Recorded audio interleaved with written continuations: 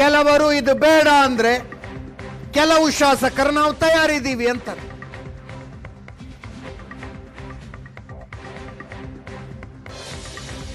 ಚನ್ನಬಸಪ್ಪನವರು ಹೇಳಿದ್ರು, ಎಲ್ಲಿ ಕರೆದ್ರು ಬಂದು ಆಣೆ ಮಾಡೋದಕ್ಕೆ ತಯಾರಾಗಿದ್ದೀವಿ.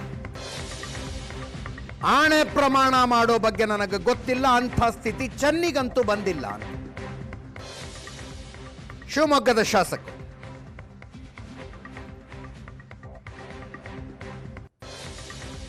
ಇನ್ನೊಬ್ಬ MLA ಚಂದ್ರಪ್ಪ ಅವರು, ವಿಜಯೇಂದ್ರರ ಆಲೋಚನೆ ಕರೆಕ್ಟ್ ಇದೆ, ಅಧ್ಯಕ್ಷರು ಎಲ್ಲಿ ಕರೆದ್ರು ನಾವು ಬಂದು ಆಣೆ ಮಾಡ್ತೀವಿ ಅಂತಿದ್ದಾರೆ.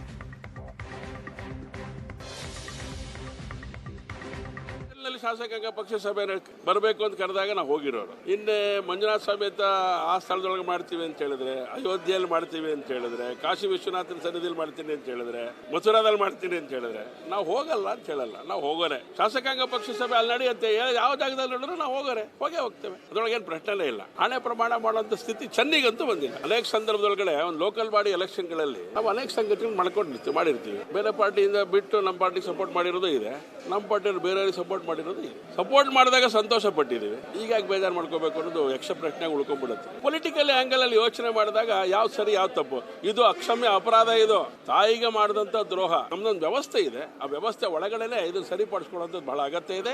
ಅದಕ್ಕೋಸ್ಕರ ಸಮಿತಿ ರಚನೆ ಮಾಡಿದ್ದಾರೆ, ಸಮಿತಿ ರಿಪೋರ್ಟ್ ಬರಲಿ. ಖಂಡಿತನೂ ಕೂಡ ನಮ್ಮ ರಾಜ್ಯಾಧ್ಯಕ್ಷ ತೆಗೆದುಕೊಂಡಿರ್ತಕ್ಕಂಥ ತೀರ್ಮಾನ ಸಮಂಜಸವಾಗಿದೆ. ಎಷ್ಟು ನಂಬಿಕೆ ಇಟ್ಟಿದೆ ಧರ್ಮಸ್ಥಳ ಮಂಜುನಾಥ ಸ್ವಾಮಿ ಮೇಲೆ ಅಂತಕ್ಕಂಥದ್ದು ಎಲ್ಲ ಜಾಹೀರಾಗಿರ್ತಕ್ಕಂಥದ್ದು. ಖಂಡಿತನೂ ಕೂಡ ಅವ್ರು ಎಲ್ಲಿ ಕರೆದ್ರು ಕೂಡ ನಾವೆಲ್ಲ ಬರ್ತೀವಿ, ಅವ್ರ ತಗೊಂಡು ತೀರ್ಮಾನಕ್ಕೆ ಬದ್ಧರಾಗಿರ್ತೀವಿ. ಇವತ್ತು ಅಂತಂದರೆ ಅಡ್ಡ ಮತದಾನ ಆಗುತ್ತಂತೆ ನಮಗೆಲ್ಲ ಭಾಳ ನೋವು ತಂದಿರ್ತಕ್ಕಂಥ ವಿಚಾರ.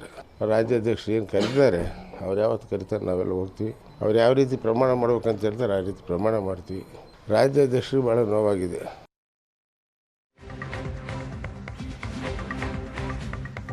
ಹಿರಿಯರ ಅಭಿಪ್ರಾಯದಂತೆ ತೀರ್ಮಾನ ಮಾಡ್ತೀವಿ ಅಂತ ಆರ್ ಅಶೋಕ್ ಅವರಂತ.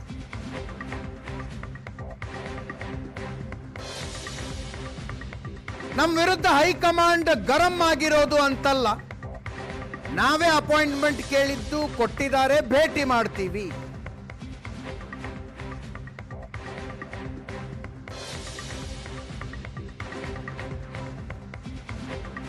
ವಿಪಕ್ಷ ನಾಯಕ ಆರ್ ಅಶೋಕ್ ಅವರ ಮಾತು.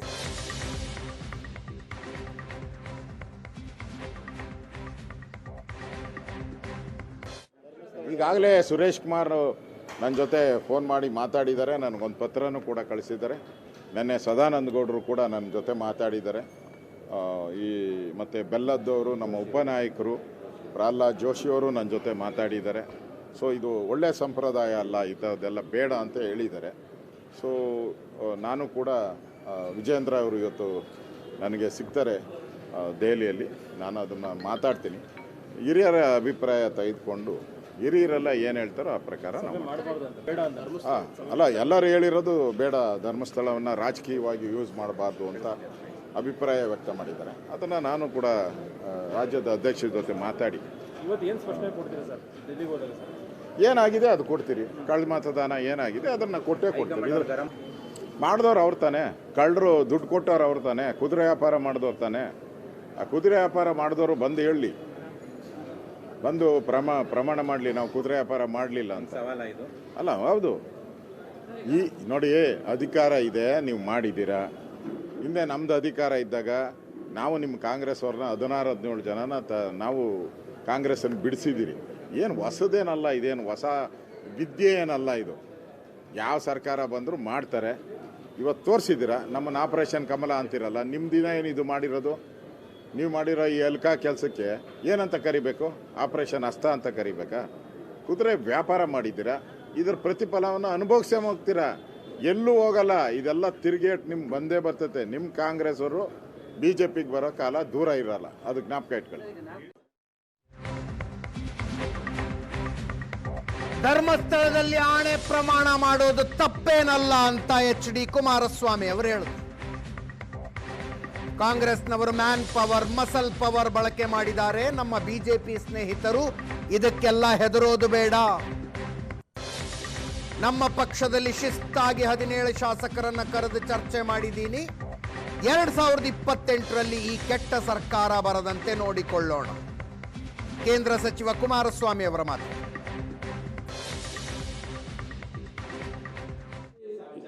ನನ್ನ ಅಭಿಪ್ರಾಯ ನೆನ್ನೆನೇ ಹೇಳಿದ್ದೀನಿ. ಇವತ್ತು BJPಯ ಸ್ನೇಹಿತರುಗಳು ಧರ್ಮಸ್ಥಳಕ್ಕೆ ಹೋಗಿ ಶಾಸಕಾಂಗ ಪಕ್ಷದ ಸಭೆ ಕರಿಬೇಕು ಅನ್ನೋದೇನಿದೆ, ಕರೀತಕ್ಕಂಥದ್ದು ತಪ್ಪು ಅಂತ ನಾನೇನು ಹೇಳಲ್ಲ. ಆದರೆ ನನ್ನ ಅಭಿಪ್ರಾಯದಲ್ಲಿ ಮುಗಿದೋಗಿರೋ ಅಧ್ಯಾಯ. ಯಾಕೆಂದರೆ ಈ ಸರ್ಕಾರದಲ್ಲಿ ಯಾರನ್ನು ಬೇಕಾದರೂ ಬ್ಲ್ಯಾಕ್ ಮೇಲ್ ಮಾಡ್ತಾರೆ, ಯಾರಿಗೆ ಬೇಕಾದರೂ ಯಾವ ರೀತಿಯ ಆಮಿಷಗಳನ್ನು ಒಡ್ಡಿ ಅವರನ್ನು ಬದಲಾವಣೆ ಮಾಡ್ಕೋಬೋದು ಅಂತಕ್ಕಂಥವ್ರು ಎಕ್ಸ್ಪರ್ಟ್ಗಳಿದ್ದಾರೆ. ಅದರಿಂದ ಈ ಒಂದು ಚುನಾವಣೆಯಲ್ಲಿ ಕ್ರಾಸ್ ವೋಟಿಂಗ್ ಏನಾಗಿದೆ, ಇದೇನು ಹೊಸದಲ್ಲ. ಇವತ್ತು ಪಕ್ಕದಲ್ಲಿ ಅದು ಯಾವುದೋ ಜಾರ್ಖಂಡಲ್ಲಿ ಕಾಂಗ್ರೆಸ್ದೇ ಆಗಿದೆಯಲ್ಲ. ಇಲ್ಲಿ ಪ್ರಶ್ನೆ ಇರೋದು ಮ್ಯಾನ್ ಪವರು, ಮಸಲ್ ಪವರು, ಮನಿ ಪವರು. ಇದರಲ್ಲಿ ಏನು ಬೇಕಾದರೂ ಮಾಡ್ತಾರೆ. ಈ ಚುನಾವಣೆಯಿಂದ ನಾನು BJPಯ ನನ್ನ ಮಿತ್ರ ಪಕ್ಷದ ಸ್ನೇಹಿತರಿಗೂ ಹೇಳ್ತೇನೆ, ಯಾರೂ ಯಾವುದೇ ಕಾರಣಕ್ಕೂ ಆತಂಕಕ್ಕೆ ಒಳಗಾಗೋದು ಬೇಡ. ನಾನೀಗಾಗಲೇ ಮಾಡಾಯಿತು. ಇನ್ನು ನೋಡಿ, ಈಗ ನಮ್ಮ ಪಕ್ಷದ ಒಂದು ಕ್ರಾಸ್ ವೋಟಿಂಗ್ ಏನಿದೆ, ಮಾರನೇ ದಿವಸಲೇ ನನ್ನ ಪಕ್ಷದ 17 ಶಾಸಕರಿಗೂ ಬರಲಿಕ್ಕೆ ಹೇಳಿದೆ. 17 ಶಾಸಕರುಗಳು ಎಲ್ಲರೂ ಶಿಸ್ತುಬದ್ಧವಾಗಿ ಬಂದು ಹಾಜರಾತಿ ಮಾಡಿ, ಅವರೆಲ್ಲ ನಮಗೆ 18 ಇಲ್ಲ 17 ಅವ್ರು ಒಂದು ಆಗಲೇ ಹೋಗಿ 2 ವರ್ಷ ಆಗಿದೆ. ಅವ್ರ ಬಗ್ಗೆ ಚರ್ಚೆ ಬೇಡ. ಅಲ್ಲಿ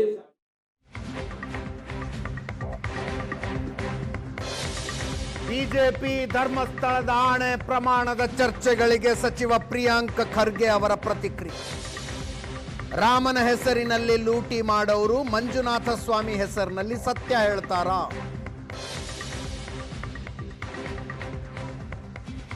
ಬಿಜೆಪಿಯಲ್ಲಿ ಶಿಸ್ತೇ ಇಲ್ಲ, ಅದಕ್ಕೆ ಅಡ್ಡ ಮತದಾನ ಮಾಡಿದ್ದು, ಅದಕ್ಕೆ ಮಂಜುನಾಥ ಸ್ವಾಮಿ ಹತ್ರ ಹೋಗ್ತಾ ಇರೋದು.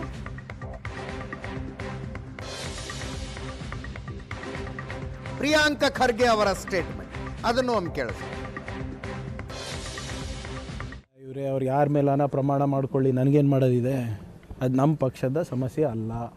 ನಾನು ಹೇಳ್ತಾ ಇದ್ದೀನಲ್ಲ, ರಾಮನ ಹೆಸರಿನಲ್ಲೇ ವಂಚನೆ ಮಾಡುವಂಥ ಜನರು ಮಂಜುನಾಥ ಸ್ವಾಮಿಯ ಹೆಸರಲ್ಲಿ ನಿಜ ಹೇಳಬಹುದಾ?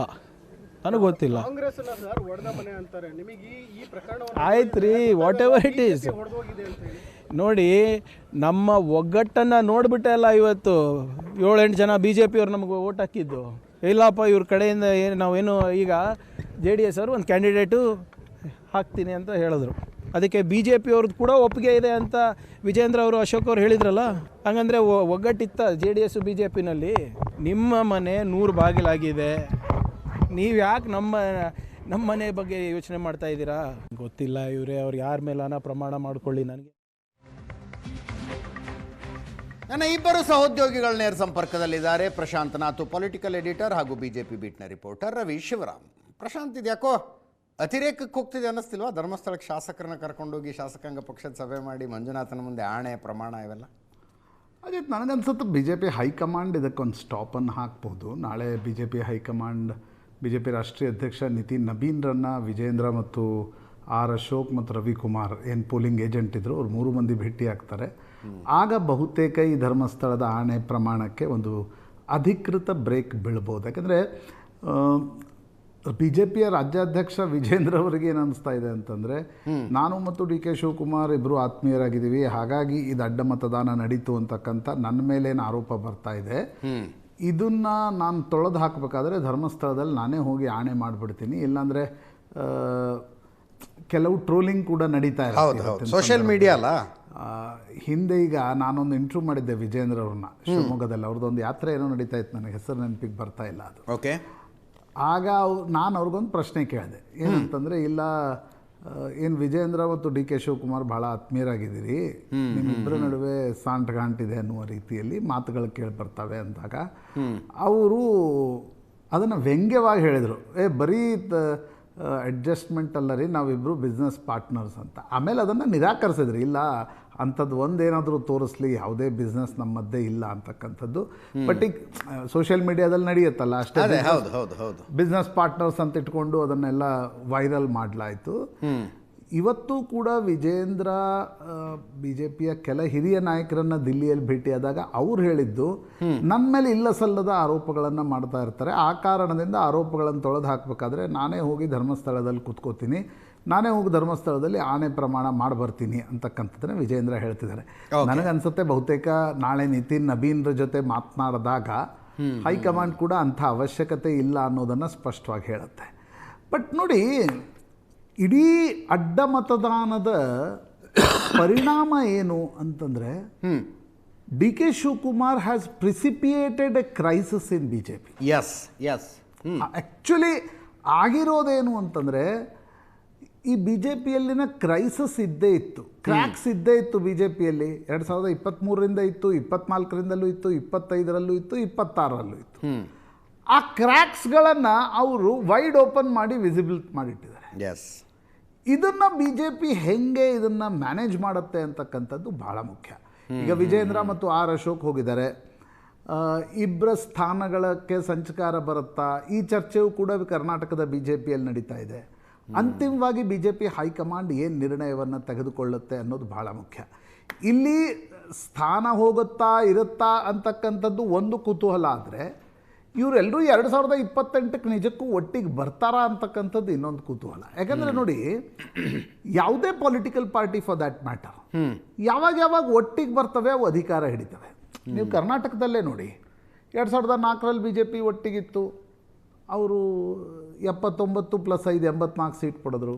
2008ರಲ್ಲಿ ವಚನ ಭ್ರಷ್ಟತೆ ಬಿ ಜೆ ಪಿ ಒಟ್ಟಿಗಿತ್ತು, ಅಧಿಕಾರ ಹಿಡಿದ್ರು, ಅಂದರೆ 110ಕ್ಕೆ ಬಂದರು. 13ರಲ್ಲಿ ಒಟ್ಟಿಗಿರಲಿಲ್ಲ, 40 ಸೀಟನ್ನು 40 ಬಿ ಜೆ ಪಿ ತೆಗೆದುಕೊಳ್ಳುತ್ತೆ, 44 ಬಿ ಜೆ ಪಿ, 9 ಅವರು, ಇಲ್ಲ 40 seat, 40 seat, 19.5% vote. Yes, Kumaraswamy ಆಗ ಅಪೋಸಿಷನ್ ಲೀಡರ್ ಆದರು ಕೆಲವು ದಿನಗಳ ಕಾಲ. ಹೀಗೆ 2018ರಲ್ಲಿ ಪುನಃ ಒಟ್ಟಿಗೆ ಬಂದರು, 104ಕ್ಕೆ ಹೋದರು. 2023ರಲ್ಲಿ ಬಿ ಜೆ ಪಿ ಒಟ್ಟಿಗಿರಲಿಲ್ಲ, ಬಿ ಜೆ ಪಿ ತೆಗೆದುಕೊಂಡಿರ್ತಕ್ಕಂಥ ಸ್ಥಾನಗಳು 65. ಯಾಕಂದರೆ ಬೊಮ್ಮಾಯಿ ಮುಖ್ಯಮಂತ್ರಿ ಆದ ನಂತರ ಒಳಜಗಳಗಳು ಶುರು ಆಗೇ ಬಿಟ್ವು. ಎಸ್, ಲೋಕಸಭಾ ಚುನಾವಣೆಯಲ್ಲಿ ಮೋದಿ ಹೆಸರಿನಲ್ಲಿ ಓಟ್ ಬರ್ತಾ ಇದೆ, ವಿಧಾನಸಭಾ ಚುನಾವಣೆಯಲ್ಲಿ ಅದು ರೆಪ್ಲಿಕೇಟ್ ಆಗ್ತಾ ಇಲ್ಲ. ಹೀಗಿರುವಾಗ ಇವತ್ತಿನ ಸ್ಥಿತಿಯಲ್ಲಿ ಎದುರುಗಡೆ ಡಿ ಕೆ ಶಿವಕುಮಾರ್ ಇದ್ದಾಗ ಕರ್ನಾಟಕದ ಬಿ ಜೆ ಪಿ ನಾಯಕರು ಒಟ್ಟಿಗೆ ಹೋಗ್ತಾರಾ? ಇದು ಮುಖ್ಯ ಪ್ರಶ್ನೆ. ಇದನ್ನು ನನಗನ್ಸುತ್ತೆ ಎಲ್ಲಿಯವರೆಗೆ ಇದನ್ನು ಹೈಕಮಾಂಡ್ ಈ ಪ್ರಶ್ನೆಯನ್ನು ಅಡ್ರೆಸ್ ಮಾಡಲ್ವೋ, ಒಟ್ಟಿಗೆ ತೆಗೆದುಕೊಂಡು ಹೋಗುವಂಥ ನಾಯಕತ್ವವೂ ಬೇಕು. ಮತ್ತು ಇಲ್ಲಪ್ಪ, ಈಗ ನೋಡಿ, ಡಿ ಕೆ ಶಿವಕುಮಾರ್ ಸಿದ್ದರಾಮಯ್ಯ ನಡುವೆ ಕ್ರ್ಯಾಕ್ಸ್ ಇರಲಿಲ್ವಾ? ಪರಮೇಶ್ವರ್ ಇರಲಿಲ್ವಾ? ಮಲ್ಲಿಕಾರ್ಜುನ್ ಖರ್ಗೆ ಕ್ರ್ಯಾಕ್ಸ್ ಇರಲಿಲ್ವಾ? ಆದರೆ ಅವ್ರಿಗೆ ಅನಿಸ್ತು 5 ವರ್ಷಗಳ ಕಾಲ ಅಧಿಕಾರದಿಂದ ದೂರಿದ್ದೀವಿ, ಅಧಿಕಾರಕ್ಕೆ ಬಂದರೆ ಸಾಕು ಅನ್ನುವ ರೀತಿಯಲ್ಲಿ ಕಾಂಗ್ರೆಸ್ ಒಟ್ಟಾಗಿ ಬಂತು. ಅದು ಕರ್ನಾಟಕದ ಬಿ ಜೆ ಪಿಯಲ್ಲಿ ಕಾಣ್ತಾ ಇಲ್ಲ. ಅಡ್ಜಸ್ಟ್ಮೆಂಟ್ ಯಾವ ಲೆವೆಲ್ನಲ್ಲಿದೆ ಪ್ರಾಯಶಃ ಅದೇ ನಾಯಕರು ಹೇಳಬೇಕು. ಈಗ ಸದಾನಂದ ಗೌಡರು ಹೇಳ್ತಿದ್ದಾರೆ ಪ್ರೆಸ್ಟೀಜ್ ಫ್ಲ್ಯಾಟಲ್ಲಿ ಏನೋ ಆಯಿತು ಅಂತ. ಫೋನ್ ಮಾಡಿ ಹೇಳಕ್ಕೆ ಟ್ರೈ ಮಾಡಿದೆ ನಾನು, ಇವ್ರು ಯಾರು ಸಿಗಲಿಲ್ಲ ನನಗೆ ಫೋನಿಗೆ ಅಂದರು. ಸದಾನಂದ ಗೌಡರಿಗೆ ಫೋನಿಗೆ ಸಿಗಲ್ವ ಅವರು? ಅಲ್ಲ, ಯಾಕೆ ಕ್ರಾಸ್ ವೋಟಿಂಗ್ ಆಯಿತು ಅನ್ನೋದಕ್ಕೆ ಸದಾನಂದ ಗೌಡರ ಹೇಳಿಕೆಯಲ್ಲೂ ಉತ್ತರ ಇತ್ತು ಅಂತ. ಹಾಂ ಅಲ್ವಾ? ಅಂದರೆ ಗೊತ್ತಿದೆ, ಆಗಲಿ ಬಿಡು ಅಂತ ಕೂತಿರ್ತಾರೆ ಅನೇಕರು. ಆಗಲಿ ಬಿಡು, ನಂತರ ಅದರದ್ದು ಏನಾದ್ರು ಆಫ್ಟರ್ ಇಫೆಕ್ಟ್ ಏನಾಗ್ಬೋದು ಅಂತಕ್ಕಂಥದ್ದು. ಅಲ್ಲಿ ರೆಬೆಲ್ ಗುಂಪಿದೆ ನೋಡಿ. ಈಗ ಈಶ್ವರಪ್ಪನವ್ರು ಎಷ್ಟು ಬಿ ಜೆ ಪಿಯ ದಯವಿಟ್ಟು ಆಣೆ ಪ್ರಮಾಣ ಮಾಡಬೇಡಿ ಅಂತಕ್ಕಂಥದ್ದನ್ನು ಹೇಳ್ತಿದ್ದಾರೆ. ಹೀಗಾಗಿ ನನಗನ್ಸುತ್ತೆ ಅಜಿತ್, ಮಾಧ್ಯಮಗಳಲ್ಲಿ ಹೇಳಿಕೆ ಕೊಡುವಾಗ ಬಿ ಜೆ ಪಿ ನಾಯಕರು ಯಾವ ಉತ್ಸಾಹವನ್ನು ತೋರಿಸ್ತಾರೋ, ಒಟ್ಟಾಗಿ ಬರಲಿಕ್ಕೆ ಮೋದಿ ಚುನಾವಣೆ ಬಿಟ್ಟರೆ ಬೇರೆ ಚುನಾವಣೆಯಲ್ಲಿ ಆ ಉತ್ಸಾಹ ತೋರಿಸ್ತಾ ಇಲ್ಲ. ಹಿಂದೆ ಯಡಿಯೂರಪ್ಪನವ್ರು ಇದ್ದಾಗ ಬೇಕೋ ಬೇಡವೋ, ಯಡಿಯೂರಪ್ಪನವರು ಅನಂತಕುಮಾರ್ ಕ್ರ್ಯಾಕ್ಸ್ ಇದ್ರೂ ಕೂಡ ಒಟ್ಟಿಗೆ ಕೆಲಸ ಮಾಡ್ತಾ ಇದ್ದಾರೆ. ಯಡಿಯೂರಪ್ಪ, ಅನಂತಕುಮಾರ್, ಈಶ್ವರಪ್ಪ, ಜಗದೀಶ್ ಶೆಟ್ಟರ್, ಸದಾನಂದ ಗೌಡರು, ಇದೊಂದೇನು ಗುಂಪಿತ್ತಲ್ವಾ? ಆ ಗುಂಪು ಹೋದ್ಮೇಲೆ ಒಂದು, ನಾವು ಹಿಂದೆ ಕೂಡ ಇದರ ಬಗ್ಗೆ ವಿಸ್ತೃತವಾಗಿ ಮಾತಾಡಿದ್ದೀವಿ. ಇವತ್ತಿನ ಕರ್ನಾಟಕದ ಬಿ ಜೆ ಪಿಯ ಕೋರ್ ಕಮಿಟಿಯಲ್ಲಿ ಒಬ್ರಿಗೊಬ್ರು ಜೊತೆ ಕೆಲಸ ಮಾಡಿದ ಅನುಭವನೇ ಇಲ್ಲ ಅವ್ರಿಗೆ. ಹೌದು, ವರ್ಕಿಂಗ್ ರಿಲೇಷನ್ಸ್ ಇಲ್ಲ, ಒಬ್ರು ಟೆಂಪರಾಮೆಂಟ್ ಗೊತ್ತಿಲ್ಲ, ಒಬ್ರಿಗೊಬ್ರು ಏನು ಮಾಡ್ತಾರೆ ಅಂತಕ್ಕಂಥದ್ರ ಬಗ್ಗೆ ಸ್ಪಷ್ಟತೆ ಇಲ್ಲ. ಹೈಕಮಾಂಡ್ಗೂ ಕೂಡ ಸ್ಪಷ್ಟತೆ ಇಲ್ಲ. ನನಗೆ ಅಂದರೆ ಅವರು ನಮ್ಮ ರಾಧಾಮೋಹನ್ ಅಗ್ರವಾಲ್ ಎಲ್ಲಿದ್ದಾರೆ ಅವರು ಅನ್ನೋದೇ ನನ್ನ ಪ್ರಶ್ನೆ ಇದೆ. ಎಲ್ಲಿದ್ದಾರೆ ಅವರು? ಇಷ್ಟೆಲ್ಲ ನಡೀತಲ್ವಾ? ನೀವು ಬರ್ತೀರಿ, ನಿತಿನ್ ನಬೀನ್ರನ್ನ ಕರ್ಕೊಂಡು ಬಂದ್ರಿ, ಒಂದೆರಡು ಉಗ್ರ ಭಾಷಣವನ್ನು ಮಾಡಿಸಿದ್ರಿ, ಅಲ್ಲಿ ಪಾರ್ಟಿ ಸರಿಯಾಗಿ ಬಿಡುತ್ತಾ? ಇಲ್ಲಿ ಪ್ರಾಬ್ಲಮ್ ಇರ್ತಕ್ಕಂಥದ್ದು ವರ್ಕಿಂಗ್ ರಿಲೇಷನ್ಸ್ ಬೆಳಿಬೇಕಾದ್ರೆ ಒಂದು ಸಿಮೆಂಟಿಂಗ್ ಫ್ಯಾಕ್ಟರ್ ಬೇಕು. Correct. ಹಿಂದೆ ಅನಂತ್ ಕುಮಾರ್ ಇನ್ನೊಂದು ಪ್ಲಾಟರ್ನಲ್ಲಿ ಹಾಕಿಟ್ಟು ಕೊಟ್ಟಂಗೆ ಆಗತ್ತೆ ಅಷ್ಟೇ.